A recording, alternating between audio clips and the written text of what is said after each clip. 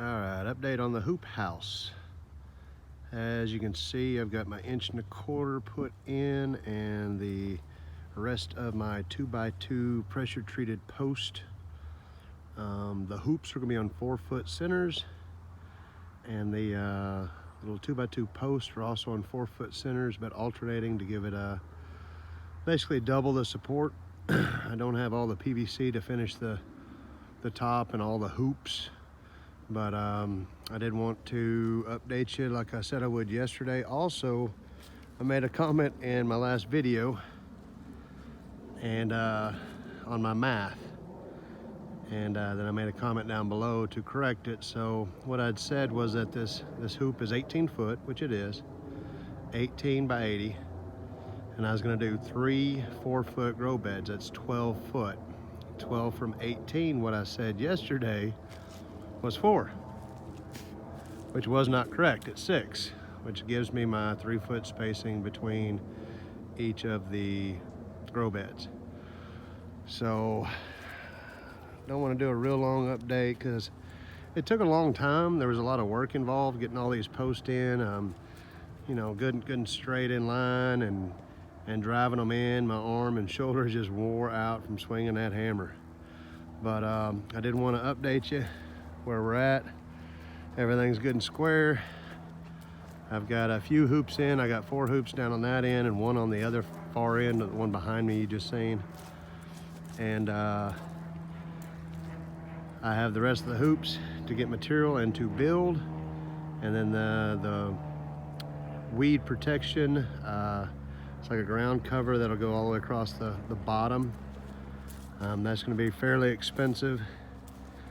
After that, I'll tie together the hoops across the ridge line all the way across the center. I'll actually go up there and make a mark and mark it at the other end so I stay good and square. I've seen some people run string.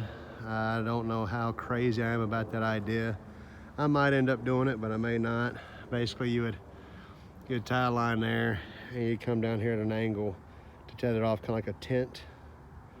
Maybe you were camping, kind of like a tent pole line, and then you run the line down the other end and do the same at the other end. But not for sure if I'm going to do that yet. I think I'm going to just do the math and measure everything out, put marks, come through and drill and put in the bolts. And then the next would be the hip boards. Like I said, I'm going to come up about 5 foot and put those hip boards on each side. Then I've got to get the wiggle wire and tracks ordered for one, but then when it comes in and I'm up to that point, get those installed, and there'll be basically a track on each of the end hoops and all the way down the hip boards. And then you pull the plastic over, and it's got a little piece of wire that's kind of trapezoidal shaped, and you just kind of wiggle it in there as you're pulling the plastic tight, and it locks it in place. It's ingenious. I think for this size, I think it's going to cost me about $300 for the wiggle wire and the tracks.